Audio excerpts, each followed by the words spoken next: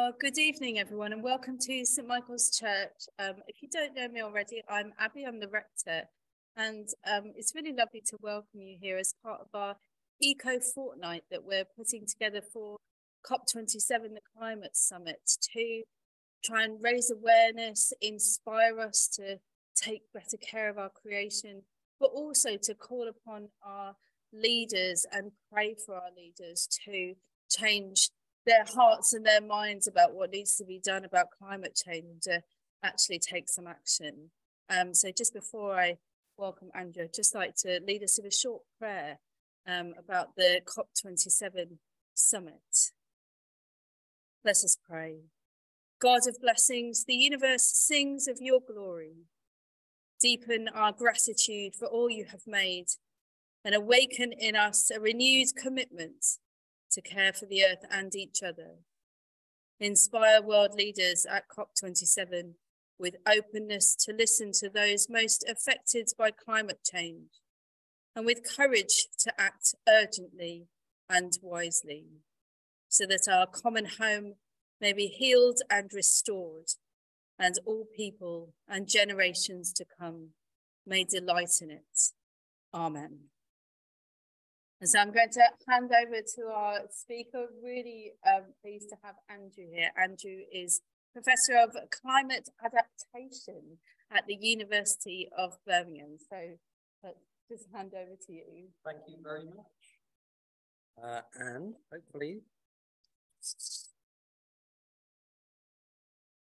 if I just click this on here, hopefully you can all hear me and we will have a recording of this as well.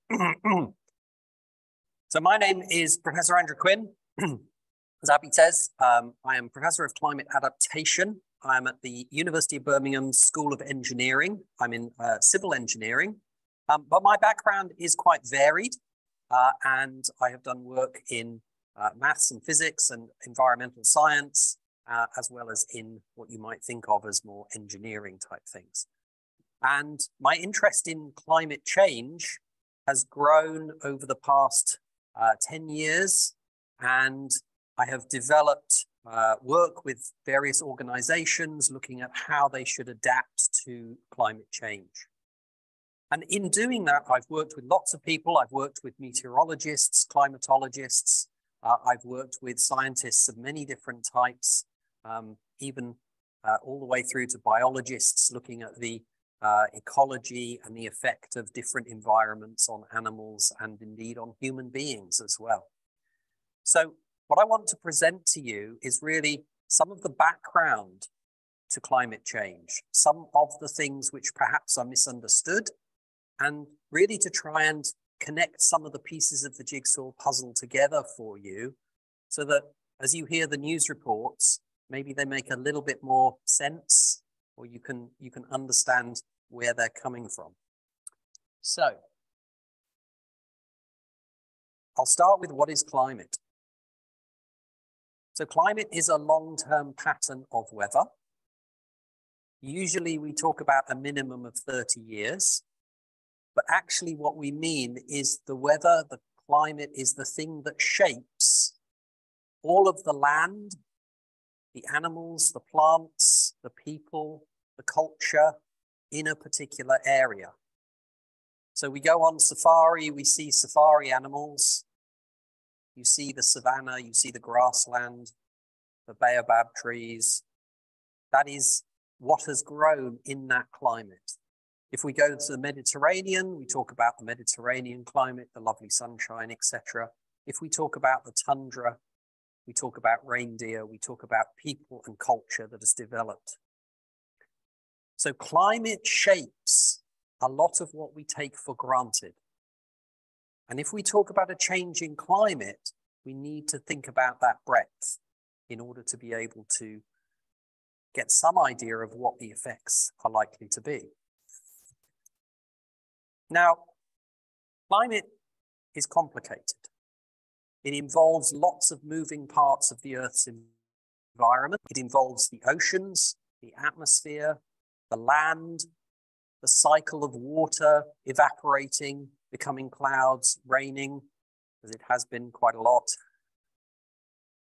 the droughts that occurred during the summer, the way in which that water is bound up in the ice caps, the way in which the different chemicals, the carbon is captured by plants, might go into a peat bog, might do a number of different things. So there are a lot of complicated cycles in our environment that go up together to make our climate. And what's more, it constantly changes. So it is complicated and it does change. Evidence of change, well, anyone who's seen Ice Age knows that the climate around all of those characters is changing. And there's actually some good physics and some good climatology in some of those films. Not all of them, but some of them. Okay, so that's fine. And one of the things we do is we take for granted the longevity of things. So this is a complicated slide, but I'm going to take quite a while to talk through. So at the top, there is a graph.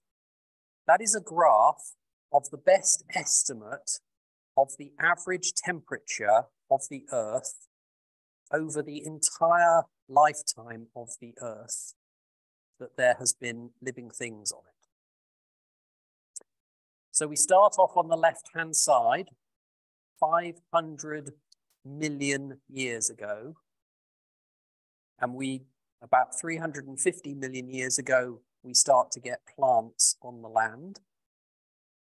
And you see the temperature is going up and down, and the scale on the left-hand side says it can be up to 10, 12 degrees hotter than it is today in that distant past.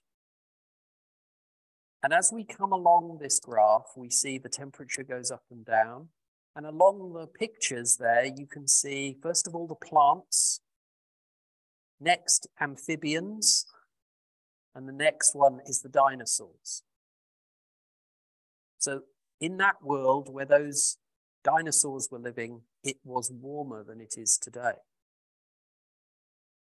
Then we come to a point after the dinosaurs died out into the beginning of mammals, beginning of primates. So that's a little baby lemur. And then into the great apes. And you will see the temperature is coming down during this period. And then in the middle, we have Homo erectus, the earliest of the hominids. And you begin to see that the temperature is actually, on average, dropped below 0. So the world was slightly colder at that time, which is 1,000 years ago. So that's about 1 million years ago. And then we come to Neanderthals. Well, we recognize Neanderthals from the films. These people lived during the Ice Age. Yeah, we understand that. So this Ice Age period, the Pleistocene, is marked on the blue bar across the top. And you can see the temperature goes up and down, up and down, up and down. And that's all of these periods of freezing and warming during those Ice Ages. And then towards the end of that, you have a dip. And that's the last Ice Age, the maximum period of glaciation. And then you have the climb, it comes up to the modern period where you've got a constant temperature. The human beings, the Homo sapiens, arrived sometime in that period before the end of those Ice Ages. So we talk about perhaps 400,000 years ago, something like that, right up to the present day. And just above his head, you see a blue patch with some strange symbols on it. That little blue patch, those strange symbols are a symbol for Egypt and a symbol for the ancient Sumerian people. So those are the development of farming, the development of civilization, and that all occurs in the last 6,000 to 7,000 years. And during that time, the climate has been stable. the climate has been very much more stable than it has been in any of the previous periods. And that graph, as Professor Baker will undoubtedly point out, is not a linear graph. So I've compressed it. If you look at the line across the bottom of there, that's actually a linear graph. So each piece of that is the same amount of time. And that gives you an idea that actually amphibians and dinosaurs have been around a lot longer than human beings have been around. Why am I saying all of that? I'm saying all of that because we take for granted a constant climate because we've never seen anything else. So people say to me, well, you're over-dramatizing this. The world is not going to end, or the world is going to end. We see the newspaper headlines. The world is not going to end because of climate change. But civilization, which is not used to this, human beings who did not grow up in a variable climate, we are much more vulnerable than the planet as a whole. Species like the dinosaurs were perfectly happy living in different climates. They could adapt, they could move. So we have an ability to adapt and move, but if we change the whole planet, where are we going to move to? So my provocation to you is, the world's fine. Worry about the human beings, because that might be a different story. Are human beings actually the problem? Well, this is a graph produced by a number of different models. So the way in which we predict the climate of the future is there are around 50, 60 different groups around the world, all of whom have developed models of the Earth and the models of the climate, which have got all of that sophisticated, complicated modeling in them in different ways. They are all different models. They all come from different places. They come with different assumptions. They come with very different perspectives. But they all head in the same direction. So when we talk about, are human beings causing climate change? Well, we can run the models with and without changes in greenhouse gases. And if we run them without greenhouse gas emissions, without human beings in it, then we get that green band across the middle. That includes all the volcanoes. It includes all the variability of the sun. It includes the different orbits of the planets. It includes all of the different bits of the natural world. It just doesn't have the human beings in it. Human beings have a number of different influences. We've all heard about carbon dioxide. We've all heard about the way in which we have greenhouse gases, methane, and they all add to the temperature. They add to the greenhouse effect. So if we add those in, then we get the red line. And that red line, as you can see, if we go back in history, that red line is actually higher than what we've measured. So human beings have a number of impacts, a number of effects, and another effect that we have is we create something called aerosols. So we put smoke into the atmosphere, we put dust into the atmosphere, we put lots of other things into the atmosphere along with the greenhouse gases. And some of those other things actually shield us from some of that solar radiation, and they actually reduce the temperature. So if we include those, then we get the blue line.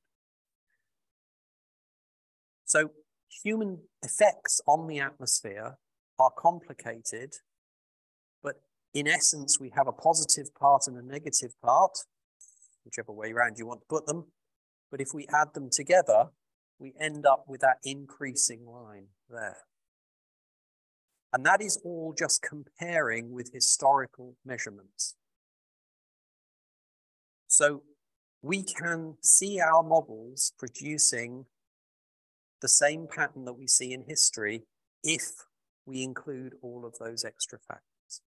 And if we don't include them, it doesn't reflect what we've seen in history. So that's what we call evidence of human effect on the climate. There is no model that doesn't predict, there is no model that predicts what we have observed if we don't have human beings in the model. So that then brings us to looking at the future. And somebody once said, the only thing I can tell you about any prediction is that it will be wrong. And I can say that with absolute confidence. And of course, predictions will never be perfectly accurate. But if we take those same 50 or 60 different models from all around the world, and we push them into the future and say, what do you tell me about the future? Then they all keep going up. How much they go up depends on how much influence human beings continue to have. So we have a number of what we call scenarios. So one of which is that we carry on doing what we've been doing. We don't worry about it. The other extreme is that we radically change the amount of greenhouse gases that we're putting into the environment. And there are a few in between. And basically that's what these colored lines are. So along the bottom there is a scale of time, 1950, 2000, 2050, 2100. And then on the left and on the right are the deviations from the baseline temperature, the average temperature in the past. And you can measure that in slightly different ways. You can take the average in slightly different ways, but you still get that kind of deviation. So we see the recent past, we see the increase since 1950, and we see in the near term, that is up until about 2040, it doesn't matter what we do today. The temperature is rising because of the carbon dioxide and other things that we have already emitted into the atmosphere. So what we are changing today will make no difference until around 2050. Around 2050, the changes we make today will begin to show in the climate. Whether we continue on an upward trend or whether we level off. But you notice that even the most optimistic scenario, the light blue one at the bottom, is barely going down. The temperature is barely coming down. So even if we make radical changes, we are going to have to live in a world that is hotter than it is today.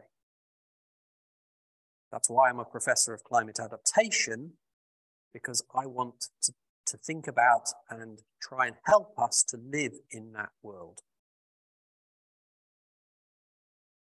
If we don't do things, or we do less, then we keep going up. And in the long term, 2100, that means a radical difference in the world that we might be living in. Of course, we're unlikely to be living in it. But other people who we know and love will be trying to live in it. So that's what we need to think about. So cutting carbon emissions and methane and other things is really important. It will dictate where we end up. And of course, COP27 is concentrating on these things, and so did the previous COP26 COPs. Yeah, so we've been Katowice in Poland, Madrid, Glasgow, Sharm el-Sheikh this week, and they're already planning for next year's COP in Dubai. So they're going to carry on having these conversations, and they are very important conversations. We need to focus on reducing emissions. Governments get around the table and make these choices and make these agreements, but governments don't control most of what happens. They influence, they can tax us and we can be put off from doing certain things. They can give us incentives to do other things. So they can influence us and they can influence businesses, but they can't directly change things. So it takes time for society to catch up with even the most visionary government, and we won't get into whether or not current governments are visionary. We also need to concentrate on helping other countries to prepare, thinking about how to deal with those changes in temperature that we are inevitably going to see. And also, they will be concentrating on this question of technical support and financial support for less developed countries.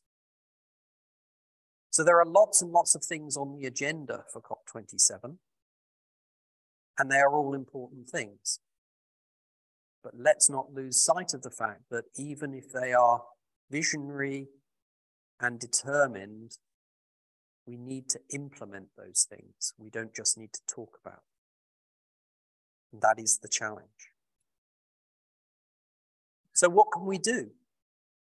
Well, practical things. There are plenty of resources out there talking about things like Eco Church.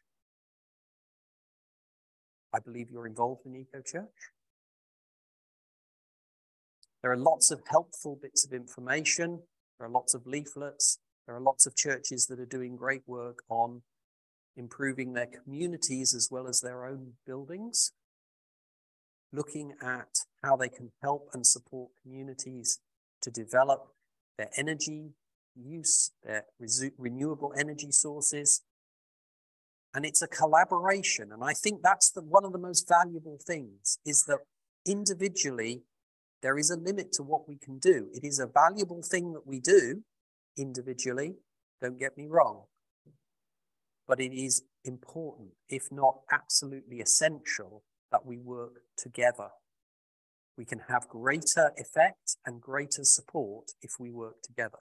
So seeing Eco Church as a collaboration between aid, sustainable development organizations like Christian Aid, as well as the Methodist Church, the Church of England, and all of the trusts and the other people who are involved, is absolutely vital in making sure that it's a step along the road in the right direction.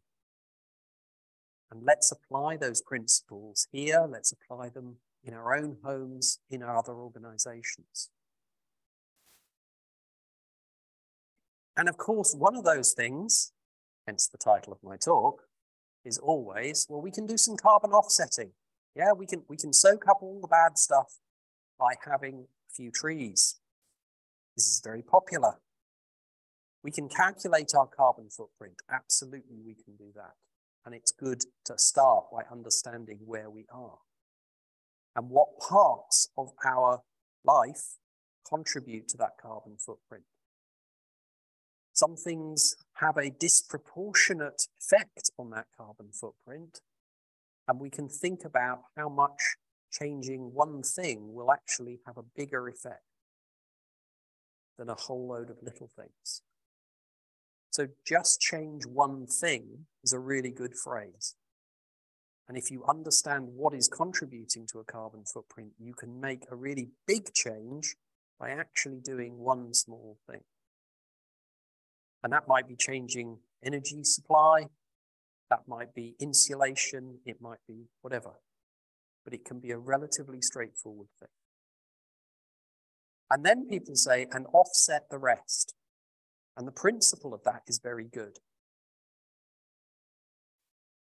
But some organizations, so particularly I'm thinking here of Friends of the Earth, did an analysis of all of those leaflets that you get through the door saying, you know, we will help you to offset your carbon, we will plant some trees, etc., etc. And some of these are really good schemes, but 3/4 of them will probably happen anyway. So if you're You're not planting new trees, you're planting trees that would have been planted anyway.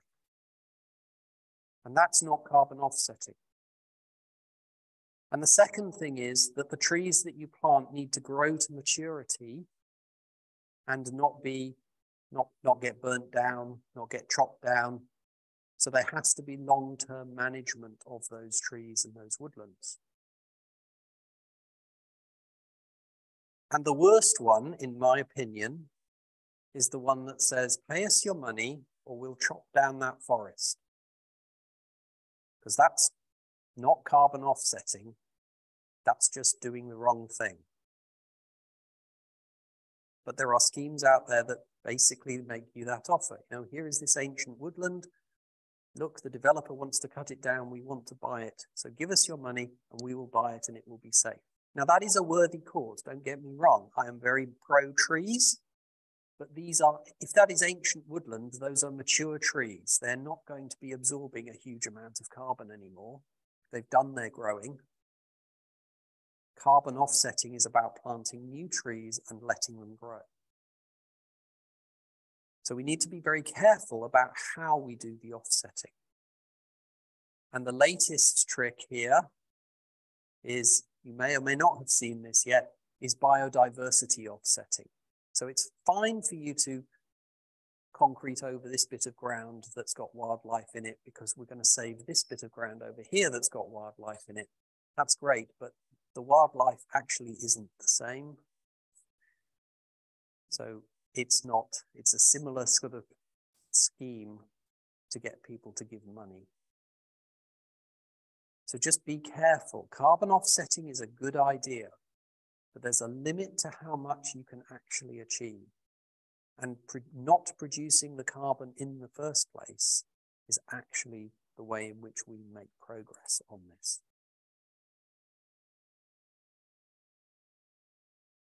So, another little myth that comes across is, well, if it's a couple of degrees warmer on average here, that's roughly the same as the south of France. And I'd really like to live in the south of France, so I can stay here and it'll all be fine. And I'm kind of thinking, yes, on average, that's very true. The poor people who have to live in the south of France, that's now more like North Africa, might not be quite so keen on it, but nonetheless, it's quite true. So are we going to move all the people from southern France to northern France and to the south of England? And the people in England and France are wealthy people, and we can invest in adaptation of our homes to keep them livable. We can afford the energy, even at the current higher prices, we can afford the energy better than many of the people who struggle to cool their homes in much hotter climates. So in the developed world, we need to be careful about saying, oh, well, this will be good for us, because we're actually in a very privileged position here. And it's not just about the temperature. People also forget that the climate is not the average temperature. There are so many other things that are important. So this is a graph with the same colors on it, the same models, but it's talking about rainfall. It's talking about precipitation. And you can see in some of these patterns, we get much increased levels of rainfall. People wonder, why is that true? If it's getting hotter, why is there more rainfall? It's because there's more evaporation of water from the surface of the ocean and from the ground, and warm air carries more moisture than cold air. So there is more energy and there is more water in the atmosphere of the future. And then that energy and that water pour out of the sky in greater precipitation. And unfortunately, it doesn't tend to rain out in a nice little drizzle here and there or little showers. It tends to come in great lumps and deluges. So what we end up with is a combination of a hot, dry summer with massive thunderstorms, which cause flash flooding, and wet winters, which are warmer, but also have more precipitation, and therefore we get flooding across the country as well. So more precipitation is not something that we should be comfortable with. And the distribution of that is something that I will come back to later on, but it's also not uniformly distributed. So again, some countries get a lot more rain, other countries get a lot less rain, and that then causes a whole group of other problems. We can also look at other variables, so we can look at the sea ice, which often makes the news. So the breakdown of the Arctic sea ice, which of course is a space in which various animals have adapted to live, and therefore it causes environmental impact. And we see sea level rise, and sea level rise is a really insidious problem because the warming of the sea, if you warm up the water, it expands. And therefore a lot of the sea level rise is actually to do with the water warming up. There is also the ice caps melting and adding some water to the sea, but most of the sea level rise change is to do with temperature.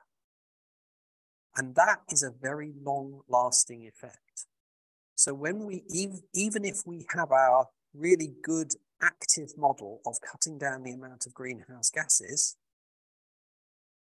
so the bottom curve on here, you see the sea level rise is just carrying on through 2100 and on into the future. So the sea level will continue to rise no matter what we do for hundreds of years. And again, I'll come back to that one in a minute. All of those graphs are meaningless. And the reason they're meaningless is because they are average graphs. And therefore they are not what we see in our everyday lives. What we see is not the climate, it's the weather.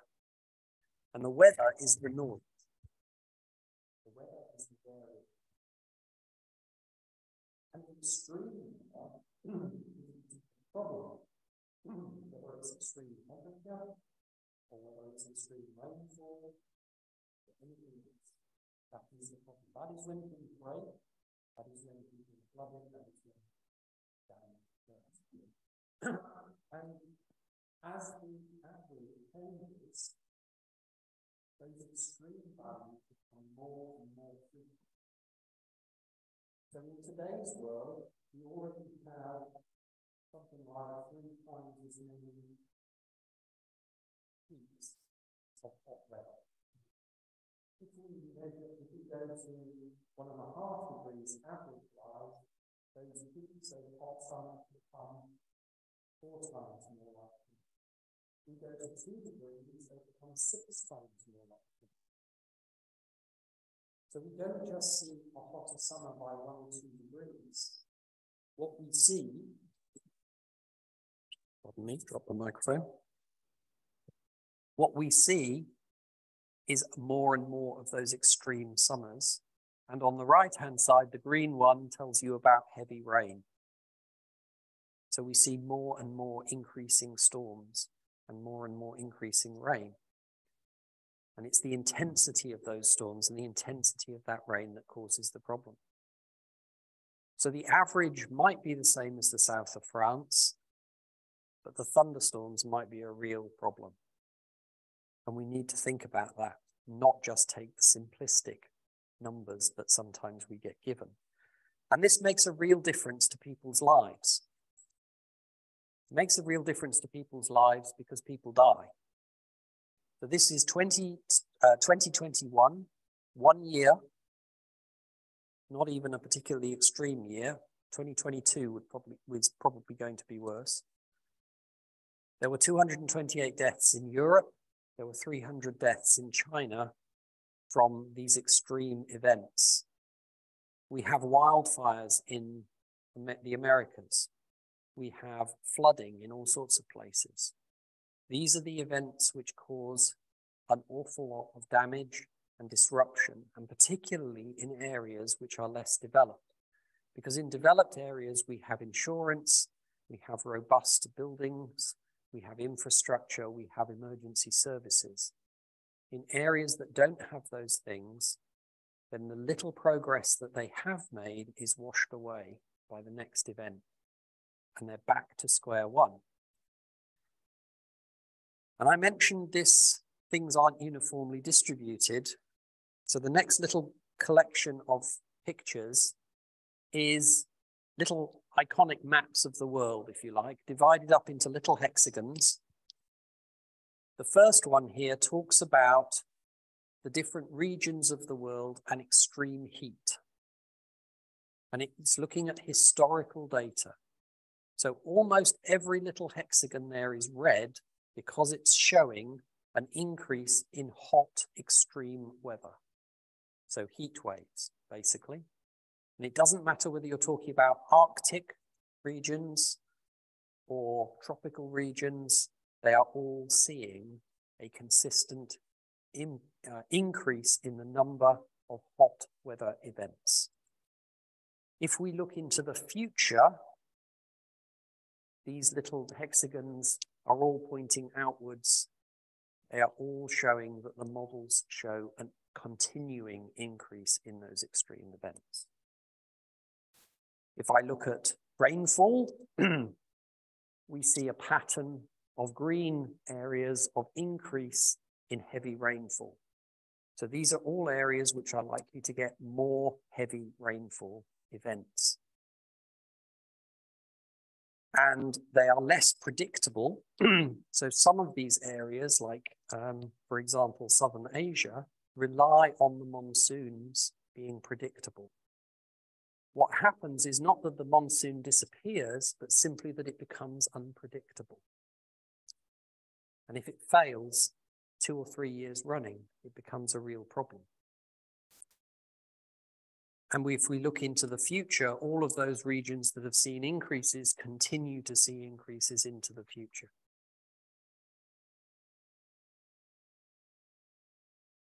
So everything I've talked about is just the weather. It's just the climate. When does it become a problem? Well, it becomes a problem when any of these things begin to interact with people. So a disaster, the scientific definition of a disaster is actually a natural hazard plus people who are living or working in that area and who are impacted by it. So if we look at the pattern of disasters in 2021, and again, I'm just looking at 1 year, and it's not a particularly surprising year, you see that it doesn't matter where you are in the world, there has been a serious disaster in your neck of the woods. So in Asia, there have been 174 large-scale disasters. In Europe, there have been 56 large-scale disasters. Those are listed on the right-hand side, which I don't expect you're able to read, but most of them are to do with flooding and storms, which have affected people in Europe. And we can look at the pattern of the impact of those. So from those 432 disasters, over 10,000 people died. 3,000 of those were in Nigeria, another 2,500 were in Haiti, another 2,000 were in India. In 1 year, last year. And for every person who died, 10,000 people were impacted in those disasters. They lost their homes, they lost their places of work, they lost the infrastructure that keeps them alive. So it's a lot more than just a headline. It is absolutely life and death, particularly in areas where they're not able to rely on emergency services, good facilities, people who come to their rescue. So we talk about vulnerability.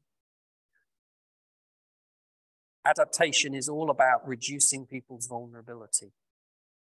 Now that can be giving them more secure places to live. It can be giving them Emergency services, it can be giving them warning of extreme weather events so that they can begin to prepare and be better equipped to deal with the situation as it arises. And of course, alleviating poverty is one of the best things that we can do to help people develop and be more prepared in the future. Because somebody living in poverty has no capacity to be able to prepare for an extreme event. Just getting through today and tomorrow is too much, is almost too much. And it doesn't take much to make a difference. So the picture at the bottom on the left there, those of you who might remember 2004, the Indian tsunami affected countries all around the Indian Ocean, devastating, the largest tsunami impact disaster in recorded history. At a place called Phuket in Thailand, there was a 10-year-old girl on that beach. That 10-year-old girl had done a lesson about tsunamis at school. And when she saw the water going out from the coast, she said, I know what's happening. There is going to be a tidal wave coming in. We need to get all the people off the beach onto the high ground. And they listened to her and they evacuated the beach. And that saved people's lives from a 10-year-old girl who'd paid attention at school. That much education was worth a whole community's life, which I think is really profound. That's what we can do. So I believe very much that there is a lot that we can do. Now, fortunately, in Lichfield, you are quite safe. Okay, even if sea level rises 60 meters, here is a map, 60 meters, the red areas will be flooded, but Lichfield will still be okay. So you are quite safe. So that's good. That's your good news. Unfortunately, slightly more realistically, 0.5 meter sea level rise, not quite so good for some people. So there are definitely areas of the Netherlands and Belgium, and there are areas around Peterborough and the Wash who will definitely be affected by 0.5 meter sea level rise, which will probably have happened by about 2060. But we're developed countries. The Netherlands in particular has fantastic flood management systems and is at the forefront of flood management and understanding and building for the future. So we are a developed country. There are developed countries that are able to invest and protect people and property and life through these changes. Unfortunately, there are places for whom that is not quite so true. So the same 0.5 meter, if you wanted to go to Tuvalu, please make sure you go before 2050, because it won't be there after 2050 because the sea will have swamped it. There are Pacific Island nations which will not exist anymore. As you can imagine, they're quite vocal about this. Places like New Zealand have agreed to take them in when their country finally does slip beneath the waves.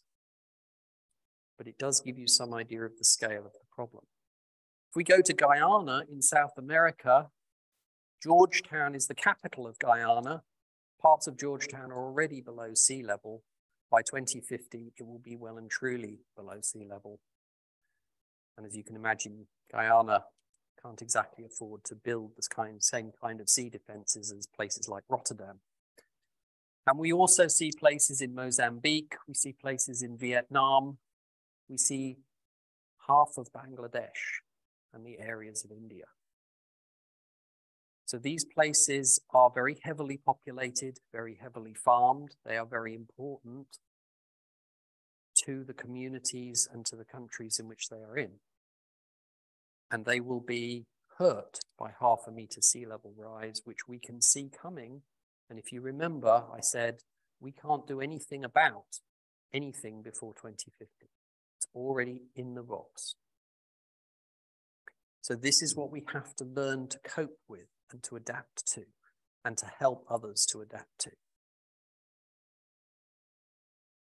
This is a study from a scientific paper published in Nature where they looked a little further ahead to 2100 to some of the most heavily populated areas around the world that were going to be inundated. So they looked at the river valleys, the river deltas rather, in India, in Thailand, Vietnam, China, Brazil, Nigeria. And they looked, the top row of pictures are the population density. So the red areas are highly densely populated. And then the red areas in the bottom two graphs are ones that will be inundated. So you can see the impact that this will have directly on the people involved. And there are millions of people, probably about 1 billion people around the world. So that's about 10% of the population of the world that will be impacted by this sea level rise by 2100.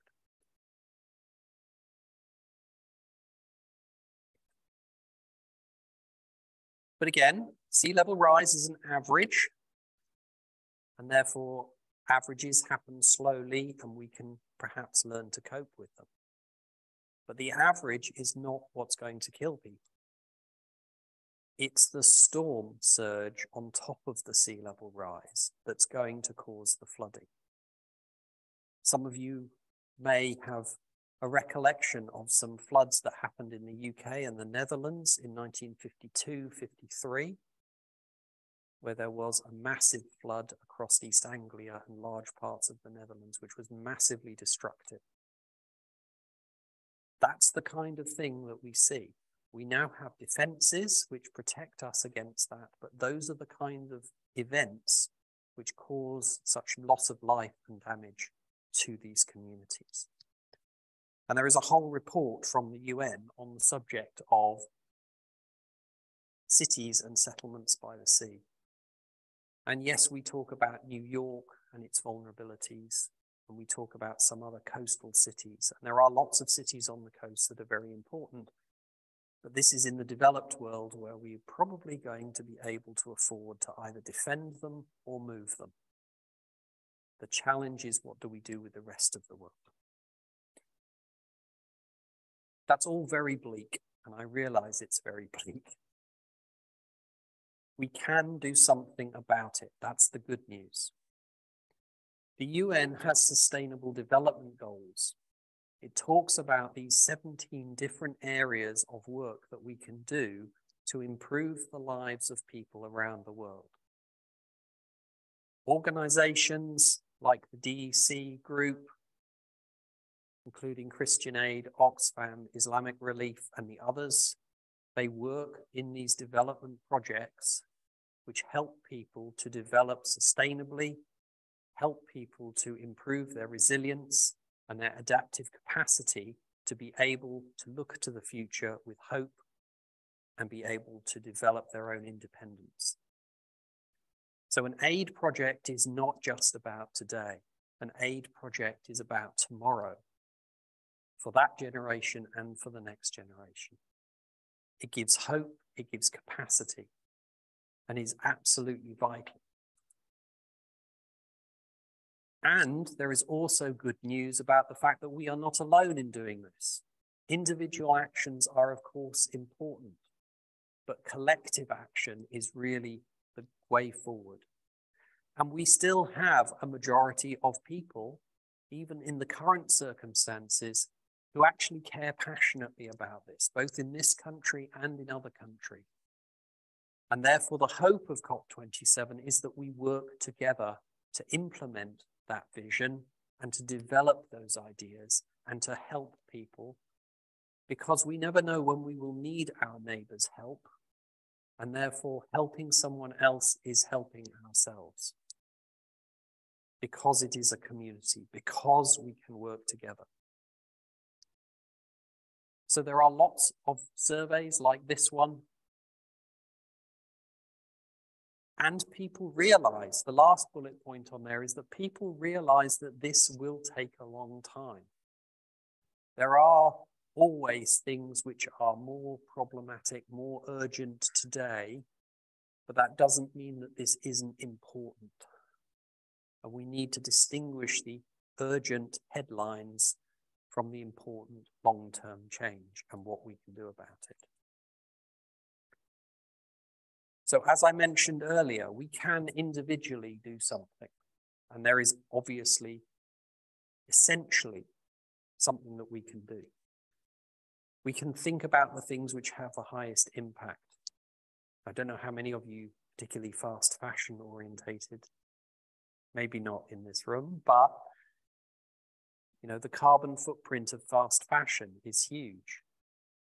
If we change the culture into reuse, then that makes a big difference to a carbon footprint. If we talk about replacement, the right to repair something is the right to use it for longer and to get more use out of that carbon that's embodied within it. So the right to repair is actually a really good step forward.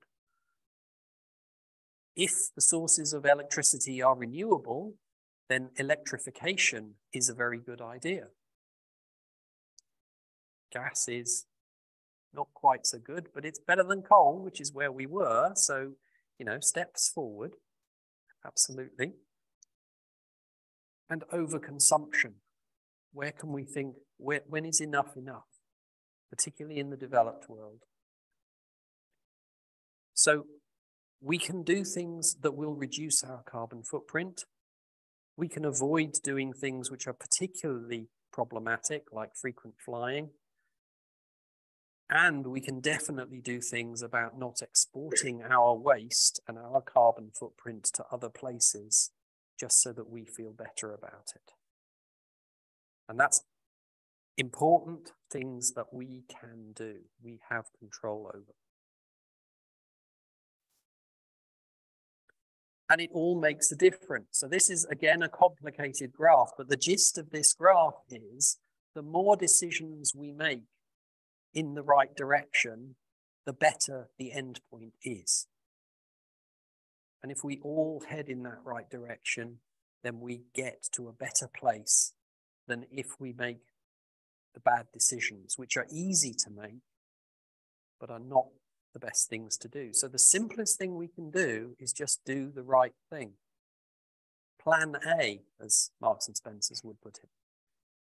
Do the right thing first, and then you'll be heading in the right direction. And if we work together as a community, locally, across the country, across the world, then that will have good outcomes for everybody. So caring about people, doing good things. And even if you don't agree with my premise at the beginning, that this has anything to do with human beings, we will still have ended up in a good place. So where's the harm in doing the right thing? Thank you very much indeed for your attention. And I will endeavour to answer any questions that you have, but thank you very much.